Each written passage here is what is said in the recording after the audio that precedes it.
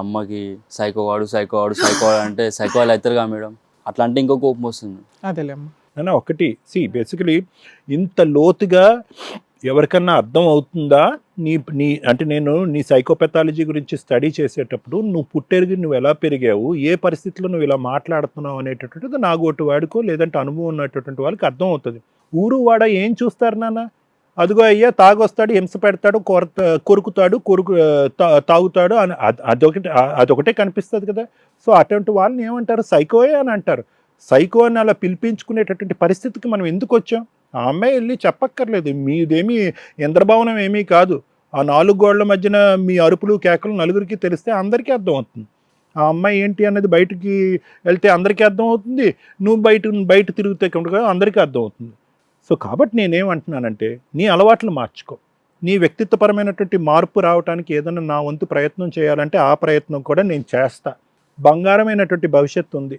దయచేసి ఆ ఆడపిల్లని అనాథ చేయకండి, విడిపోబాకండి. ఇది విడిపోవలసిన కేసు కాదు అనేటటువంటిది నాది బలమైన నమ్మకం ఇద్దరికి, Swapna and Rohit. Thank you sir. Madam madam, ఈ ఎపిసోడ్ నా ఒపీనియన్ చెప్పడానికి ముందు నేను సార్తో మాట్లాడాలనుకుంటున్నాను. సార్, యాక్చువల్గా ఒకప్పుడు మాకు ఫ్యామిలీ మ్యాటర్స్ కానీ డిస్ప్యూట్స్ ఏమైనా జరిగినప్పుడు క్రూయాలిటీ గ్రౌండ్స్ చాలా ఎక్కువగా కనిపించేవి. హెరాస్మెంట్లు కానీ, డౌరీ హెరాస్మెంట్లు కానీ, కొట్టాడనో తిట్టాడనో, అత్తమామల ఓవర్ ఇన్వాల్వ్మెంట్లు కానీ. ఈ మధ్య ఒక 10 కేసులు చూస్తే ఒక 8 కేసులు ఇలా సైకలాజికల్ డిప్రెషన్స్ తోటో, జాబులు బాగానే చేసుకుంటారు, చూసే వాళ్ళందరికీ బాగానే ఉంటారు, గట్టిగా వాళ్ళతో ఒక 15 to 1 hour 15 minutes నుంచి ఒక 1 hour మాట్లాడితే పూర్తిగా వాళ్ళ ఆలోచన విధానం కానీ, వాళ్ళు తీసుకున్న డెసిషన్ కానీ, వాళ్ళు మాట్లాడే విధానం కానీ, ఎందుకు ఇంత షార్ట్ టైంలో ఒక 2-3 years నుంచి ఈ వేరియేషన్ చాలా ఎక్కువ అబ్జర్వ్ చేస్తున్నాం, ఎందుకని అంటారు అట్లా? అంటే మనం తినే ఆహారం వల్ల, లేకపోతే వీళ్ళ ఆలోచన విధానాల ఎందుకు ఇంతలా చేంజ్ అయిపోయి అనధికలో ఒత్తిడి పెరిగినాయి మేడం. ఇక్కడ మనం చూసేటటువంటిది ఏంటంటే ఇవన్నీ చైన్ రియాక్షన్స్.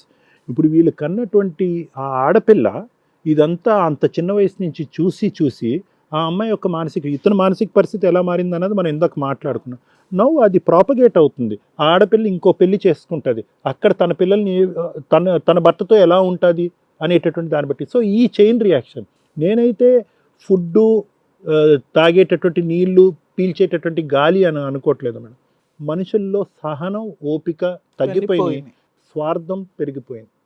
మా వ్యూయర్స్కి రెగ్యులర్గా చెప్తూనే ఉంటాం, ఎందుకంటే మీది ఒక్కటే కేసు.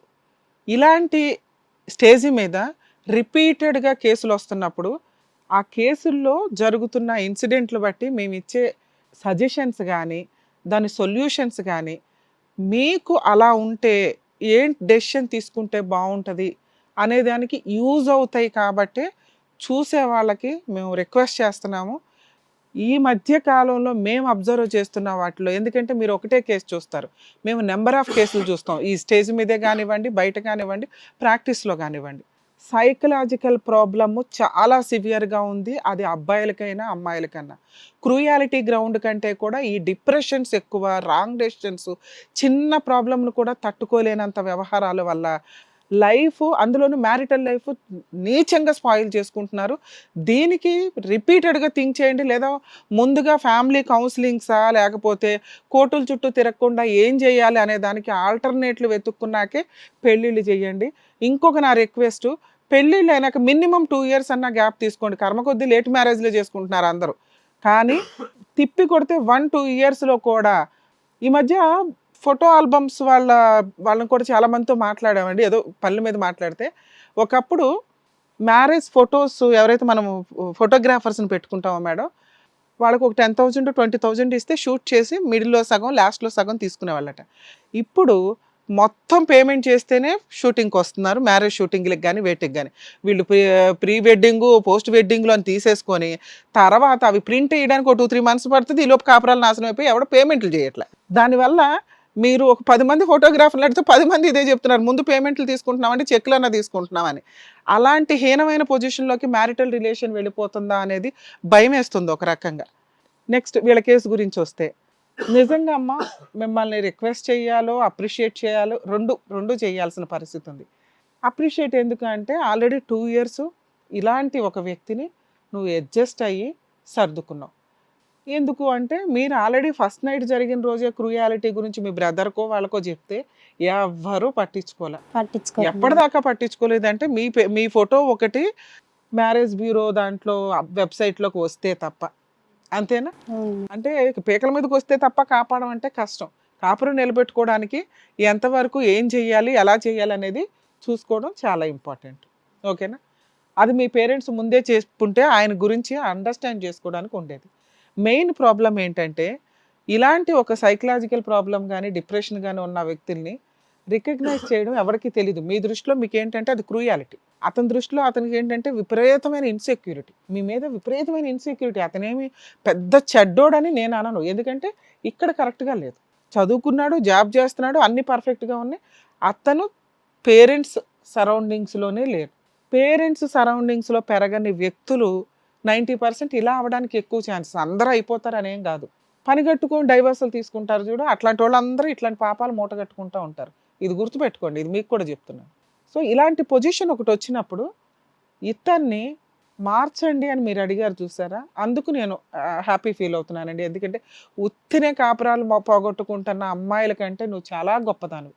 ఈ కాపురం నిలబడుతుందా లేదా సెకండరీ విషయం, మ్యాక్సిమం ట్రై చేస్తున్నావు, అందుకే అప్రిషియేట్ చేస్తున్నావు. ఒక్క నా రిక్వెస్ట్, అక్కడ కూర్చుంటే మిగతాది మాట్లాడతాం, సరేనా? ఒకసారి అటు కూర్చోను. ఎందుకు నిన్ను అటు కూర్చోమన్నాను అంటే, ఒకటి నువ్వు కాపురం నిలబెట్టుకోవాలనుకుంటున్నావు, ఇది నిలబడుతుందా లేదా ఈ కాసేపటి కన్నా కనీసం ఇద్దరు హ్యాపీగా ఉంటే పిల్లకి రేపొద్దుట ఈ వీడియో అరే మా అమ్మ నాన్న పక్క పక్కనే ఉన్నారని ఒక సాటిస్ఫాక్షన్ ఉంటుందిగా. నెక్స్ట్ మీ హస్బెండ్కి నేను కనీసం పాస్ మార్కులు వేద్దాం అనుకోవడానికి రీజన్ ఏంటో తెలుసా? నాకు మహాలక్ష్మి పుట్టిందండి, నా మహాలక్ష్మి నాకు ఇంపార్టెంట్ అన్నాడు.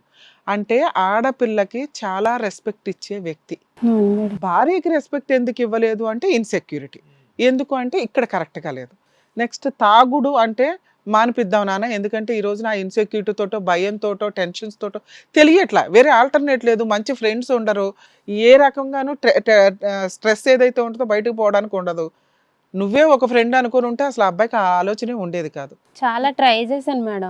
నువ్వు ట్రై చేసావు, నిన్ను అనట్లేదు. మా వంతు ప్రయత్నంగా, ఎందుకంటే రీజన్ ఏంటో నీకు తెలియదు, నువ్వేమనుకుంటున్నావు క్రూయాలిటీ అనుకుంటున్నావు, మేమేమంటున్నాం అంటే డిప్రెషన్ ఇన్సెక్యూరిటీ అంటున్నాం. దీన్ని సార్ కౌన్సిలింగ్ తోటి మనం పూర్తిగా కంట్రోల్ చేయించడానికి చూద్దాం, ఓకేనా? లీగాలిటీ ఎప్పుడైనా వాడుకోవచ్చు, ఎందుకంటే విడిపోతే లీగాలిటీ ఎంటర్ అవుతుంది. ముందే ఎందుకు లీగాలిటీ?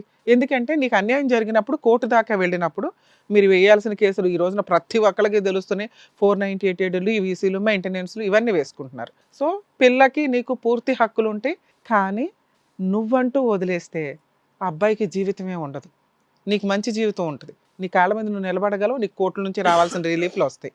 ఆ అమ్మ వదిలేసింది, దేవుడు వల్ల తండ్రి వదిలేయడం జరిగింది, తండ్రి లేడుగా చనిపోయాడు. సో దేవుడు అన్యాయం చేసి, అమ్మ అన్యాయం చేసి, కట్టుకున్న భార్య అన్యాయం చేస్తే కూతురు మీద ఆశలు పెట్టుకున్నాడు. అర్థమవుతుంది? మార్చుకోవడానికి ట్రై చేద్దాం, మారతాడని మా ఉద్దేశం, ఓకేనా? సార్ మీ గురించి మాట్లాడతాను. రోహిత్ గారు, చెప్పండి మేడం. ఎంత హడావుడి పడ్డావు, ఎంత టెన్షన్ పడ్డావు, ఏంటి నీ టెన్షను? మా ఆవిడ ఫోనుల్లో మాట్లాడిందండి, మేము ఫోనులు కూడా చూసాము, చెక్ చేసాము, నైట్ ఫోన్ కాల్సే లేవు నాన్న. రిమైనింగు మీకు ఒక డౌట్ ఉంది కదా, డౌట్ రెక్టిఫై చేస్తాను, మాకు ఒక్క ఛాన్స్ ఇస్తావా మిమ్మల్ని మార్చడానికి? మీ ఆవిడ బంగారం అని ప్రూవ్ చేస్తాము. ఆ రోజు నేను చూసిన మేడం నాన్న నువ్వు చూసావు కదా, నువ్వు చెప్పిన ఆ మహేష్ అనే వ్యక్తి ఏదైతే మ్యారేజ్ బ్యూరో ద్వారా వచ్చారో, నువ్వు అన్న నైట్ మెసేజ్లు ఇవన్నీ అంటున్నావు కదా, ఆ వ్యక్తిని కూడా పిలిపించాం. నువ్వు ఆ వ్యక్తి ఫోటో కూడా చూశానంటున్నావు కదా, ఐడెంటిఫై చేయండి. ఆ అబ్బాయి మాట్లాడేది నిజం, మేము విన్నాం, నీ కోసం మళ్ళీ నీ ముందు మాట్లాడిస్తాం, ఓకేనా?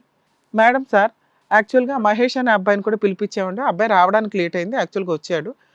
అతను మాట్లాడితే ఇతనికి ఆ డౌట్స్ అన్నీ క్లారిఫై అవుతాయి, కడిగిన ముత్యంలాగా ఆ పిల్లోని కాస్త మార్చడానికి ఒక స్టెప్ స్టార్ట్ అవుతుందని నా ఉద్దేశం. తప్పకుండా రండమ్మా. మహేష్ గారు, ఆ అమ్మాయి మీకు తెలుసా?